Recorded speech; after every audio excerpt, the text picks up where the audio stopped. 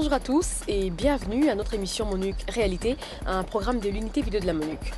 En quoi la présence de la MONUC a-t-elle été bénéfique sur le plan économique aux populations congolaises? Des éléments de réponse tout à l'heure, après ces nouvelles. En Nord Kivu, une cérémonie de remise de brevets à 106 éléments de la police nationale congolaise a eu lieu à Mubambiro, dans le Massissi. Les policiers ont été formés 3 semaines durant au maintien et rétablissement de l'ordre public par la police MONUC.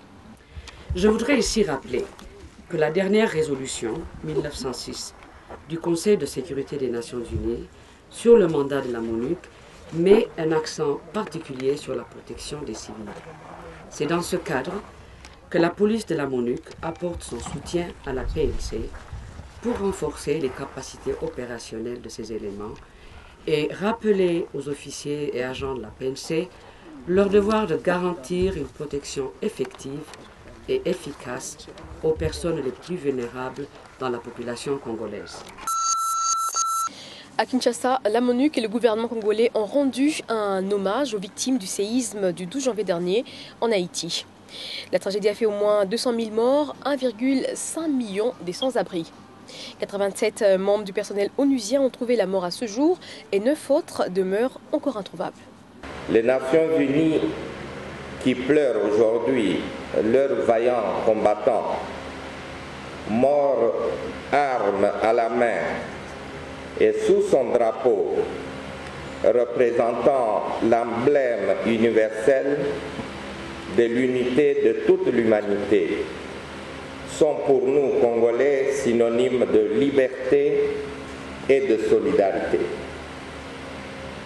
À cette même occasion, la République démocratique du Congo, qui mesure le prix à payer pour la paix et le développement, réaffirme que l'existence du Congo indépendant est intimement liée à l'action de l'ONU. Il y a 10 ans que la MONUC est présente en RDC. Beaucoup de ménages congolais se posent la question de savoir en quoi cette présence a été bénéfique pour eux. Hormis l'aspect sécuritaire, qu'est-ce qui a changé dans leur vécu quotidien? Roliane a rencontré des spécialistes. Ils nous disent ce qu'ils en pensent, ce qu'ils en savent. Vous le verrez, les retombées sont de plusieurs ordres. Bonjour à tous, on parle toujours de la politique ici en RDC, mais il y a un autre côté de la réalité qu'il ne faudrait pas négliger si on fait la situation économique du pays. En parlant justement de ce secteur, est-ce que l'économie du pays s'est améliorée durant la dernière décennie? Est-ce que la présence de la MONUC ici en RDC a eu un impact sur l'économie congolaise? C'est ce qu'on va voir dans ce reportage. Une économie a besoin d'argent, spécialement en devise, pour se développer. La MONUC emploie un personnel expatrié et un personnel local. Le personnel est rémunéré avec l'argent des Nations Unies, il faudrait le préciser, ce n'est pas l'argent du gouvernement congolais. Cet argent vient de New York, si je schématise, je ne suis pas des Nations Unies, mais ça ne vient pas de la banque centrale de chez nous. Une fois que cet argent est arrivé, je parle essentiellement des salaires. Ce personnel emploie des Congolais. Lorsque vous avez, par exemple, regardez seulement au siège des Nations Unies, toute la panoplie des agents de sécurité, ce sont des Congolais, ils sont payés. Vous savez, les chauffeurs, ils sont payés. N'est-ce pas? Ces gens sont des Congolais. L'argent qu'ils touchent, ils le payent, ils le déversent sur le marché congolais. Ils louent des maisons qui appartiennent aussi à des Congolais. Et tout ce que ce personnel local et international consomme, ils déversent cet argent dans le marché congolais. C'est un plus, c'est un surplus pour nous. Donc je peux dire sans crainte de me tromper que la présence de la MONUC qui emploie un personnel expatrié et local, c'est une présence qui, en termes économiques, est largement positive parce que le marché réagit, parce que cet argent peut servir à des investissements, par exemple à construire des maisons, à monter des projets de développement, des écoles, des hôpitaux. Quand une structure en elle-même mobilise autant de fonds, ça a un impact réel sur l'économie du pays. Et cela se traduit aujourd'hui par, premièrement, tous les marchés de fourniture qui sont liés aux opérations de la MONUC. Je prends un cas, si la MONUC doit déplacer les troupes de Kinshasa vers l'intérieur du pays, la MONUC doit acheter le carburant. La MONUC, ça donne parfois des travaux de réhabilitation des centres administratifs, de réhabilitation des bâtiments, des ponts. Donc, ça participe au développement. Je m'appelle Monsieur Louzolo. J'ai un appartement en ville. Maintenant, cette personne loue aujourd'hui son appartement à 3 000 $ par hypothèse.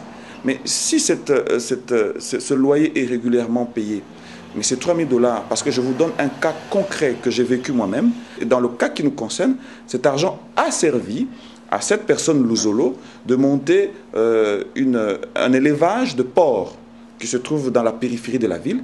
Et cet élevage produit environ 300 porcs et emploie 15 personnes. Je vous rappelle que ces personnes sont aussi payées.